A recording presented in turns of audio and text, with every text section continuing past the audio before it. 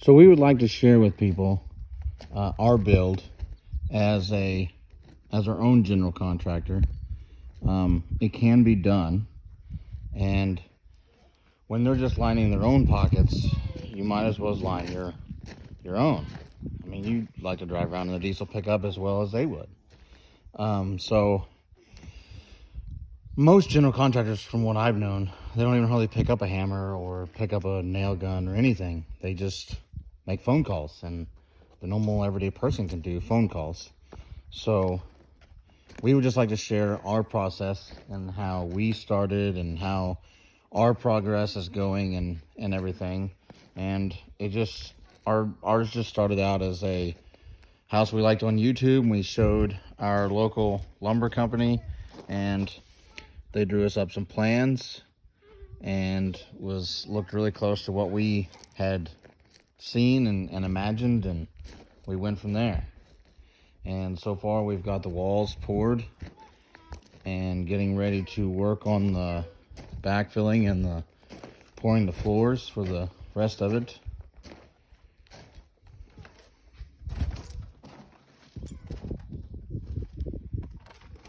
It's going to be about 2,200 square feet upstairs and roughly about 1,500 square feet downstairs finished, with a walkout basement, of course, a 2-car garage. We also, on the garage, we did just one big door, and then opted to not do another door, and felt that was that way we could have a nice workshop. So give a little walk around of everything. Here we'll have a patio, a concrete patio, and when they had to pour the walls, and they pour these wing walls, we went ahead and decided to extend the concrete out here to match up with this patio.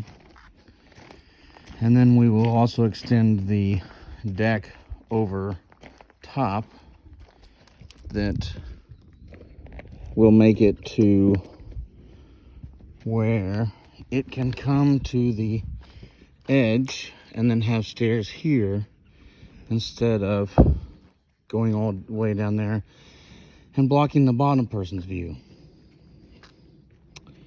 But here is the garage. Instead of having a 3-car garage, we just opted for basically a 2-car garage, and then kind of like a little workshop on this side, or a little shop area with all your tools and whatnot.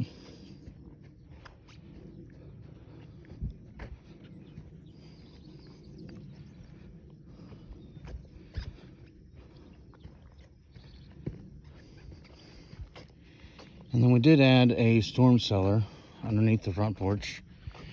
We did not know, they just was gonna fill it in, and we're like, well, hey, storm shelter would be nice. Gives you another storage area.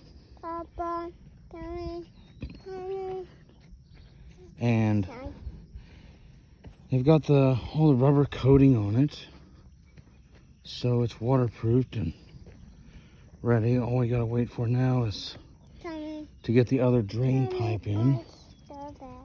The plumbing guys came and got the rough-in plumbing started, so that's always a good thing. Pretty good view out back. Pretty good view out front.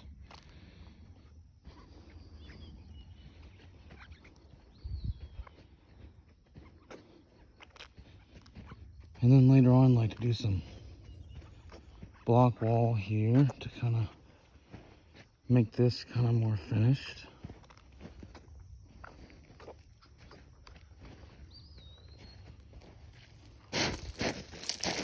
More rebar for all the flooring they gotta pour still.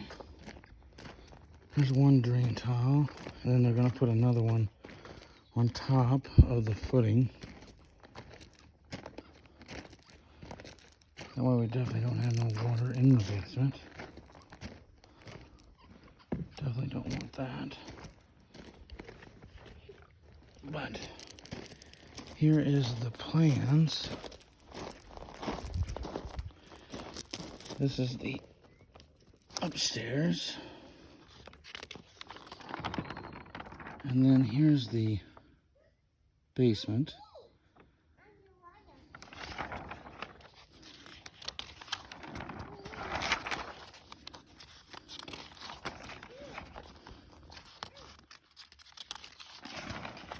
And then here is what we're shooting for.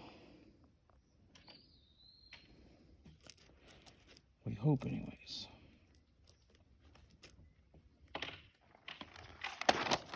Hopefully it'll go as planned. So far it's looking pretty good. But we definitely wanted a walkout basement for sure. And the ground really wasn't really for a walkout. But we got a really good excavator that really knew how to do the dirt and make it all flow and make it work right. And it's really been pretty nice. It's worked really good. So we had to do a little site prep beforehand, but not a whole lot. Just a few trees had to get taken out.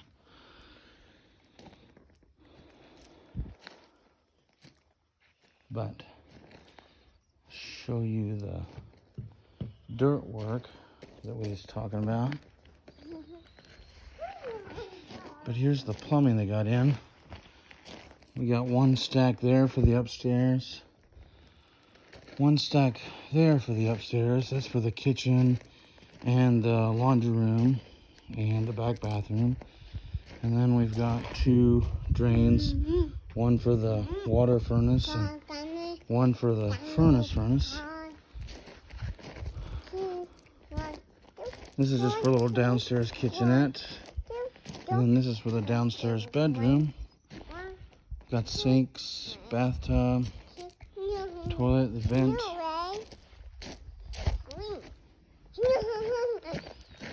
And then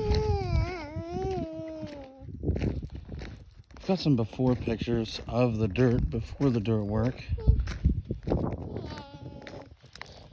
But really feel that he did a really good job at making it look like it belongs and not like it's just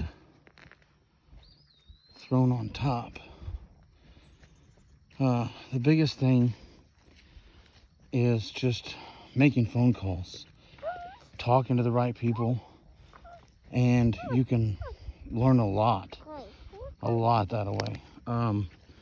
Our excavator that we got helped us out a lot with trying to find the right people and everything. And that really makes a big difference is finding the right people and people that have built houses and know the things to do and not to do. And so it's really just a whole phone call.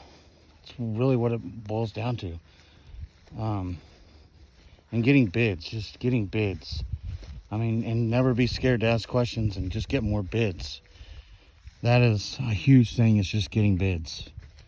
And you'll find out that there's bids that are just crazy. But also to be scared or to be leery of cheap bids, because the cheapest bid ain't always the best bid.